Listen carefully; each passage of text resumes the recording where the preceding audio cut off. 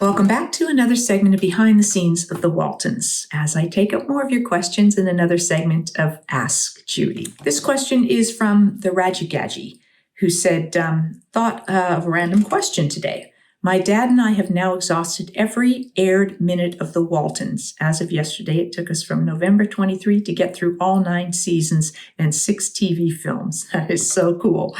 And Mary Ellen, of course, finishes the film at the height of her powers as a fully badged veteran doctor delivering her own niece and nephew. It made me think.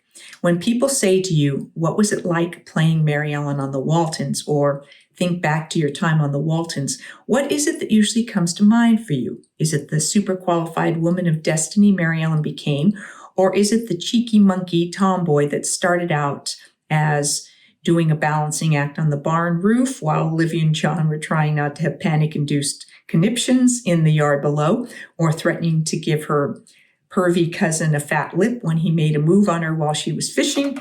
Does the grown woman or the adventurous girl leap out more now that even the last TV movie is close to 30 years old? Wow, what an interesting question. I think that I look back probably the most to the early years. I loved that character that I was cast as, the tomboy, the nonconformist, the rebel.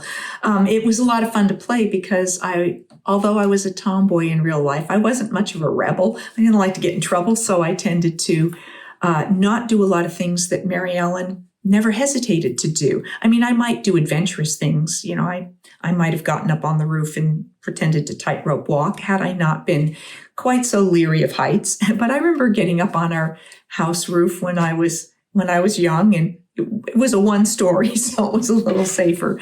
But I've always been adventurous. So I think those kinds of adventurous things, I loved the getting to go to work and play, the playing catch, the teasing my siblings, the bantering with John Boy and the other siblings, those humorous moments like raising an umbrella in the tent in The Burnout, or negotiating with the junk man, fighting to protect Jim Bob when the kids at school were making fun of him because he was wearing a blouse that Mama had given him to wear because, we were poor and short on clothes.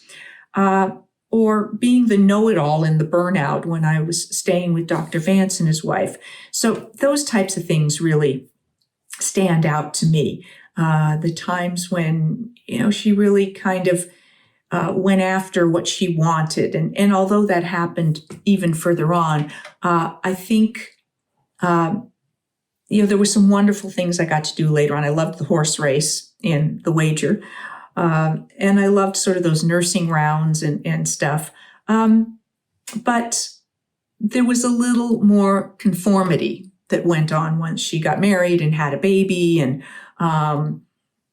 although I got to really be comfortable with the twins who played John Curtis, I don't know if it compared to, fishing and playing catch and all of that sort of thing. It wasn't as adventurous in the same way. I love that she became a doctor, but I think many of my happiest moments doing scenes were some of those that were more playful early on. So thank you. This question is from Dry Cracker, who said, good day, Judy, and thanks for bringing Cindy aboard. I thought she was a great addition as Ben's wife. I have a couple questions for you. Judy, was a state-issued driver's license required for those who drove vehicles in the episodes? No, it was not. And in fact, I think when Cammie first was driving on the show, when she was learning to drive, or when Jim Bob was, I don't think either of them had their license at those points.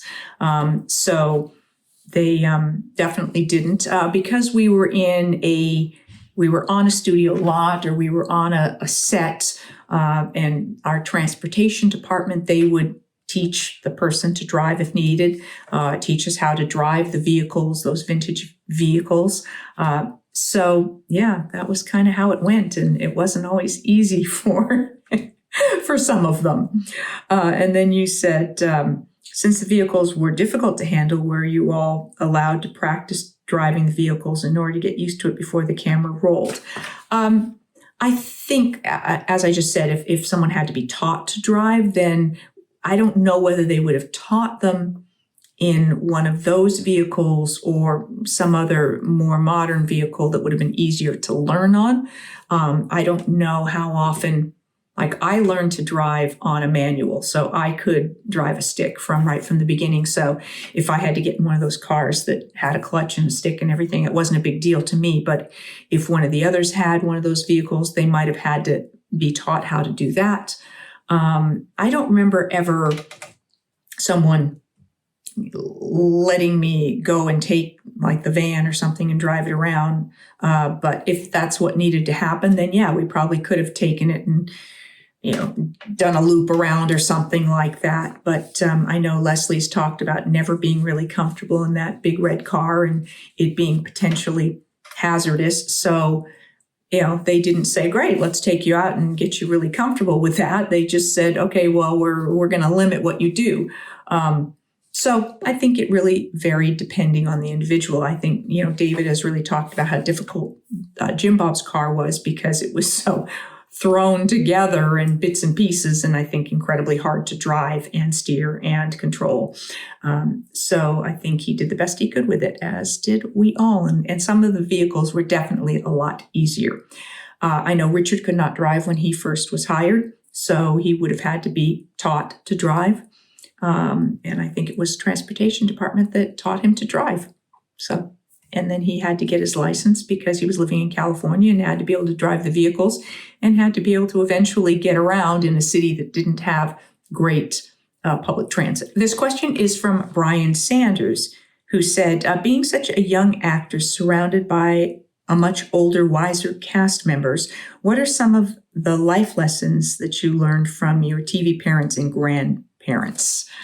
I know from Ellen, she shared a lot about her early years and being a script supervisor and just sort of professionalism and, just technical things around the set. From Wil Geer, he always tried to instill in us an appreciation for the work and to recognize how fortunate we were to have this job because of him having been banned from being able to work for any number of years. When he came back to acting, he just appreciated every job he got. I wouldn't say that I always excelled at that. At times when I was bored with feeling that I was doing the same scene over and over and over again, but I really did take moments to check in and say, I really appreciate, I'm so lucky to be doing this. And I really did love the work.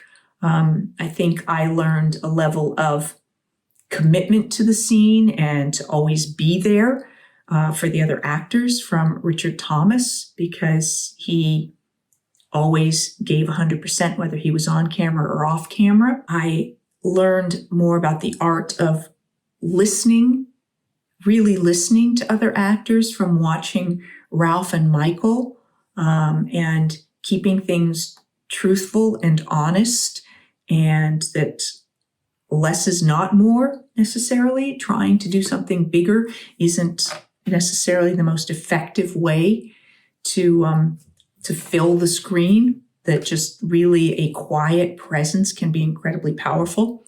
I know from Ellen, after she had her stroke and came back, same sort of thing. She was so eloquent with no words, and just the depth of what she was feeling that would shine through. So those types of things were things that I think I really learned. Having grace and kindness and caring for your fellow actors, and whether someone was, had a simple job or they were a star, that you should respect them all and treat them all well. I mean, those types of examples were around us a lot. and seeing the difference between someone who might decide to try and throw their weight around and someone who didn't. From directors, I learned things about the craft and how to behave. And so there were so many lessons that I really appreciated from those years. Thank you for joining me for this segment of Behind the Scenes of the Waltons. If you do enjoy these segments, please do hit like and subscribe. I will be back with more about various different episodes, more of your questions in another Ask Judy, and hopefully more special guests. Thanks for watching.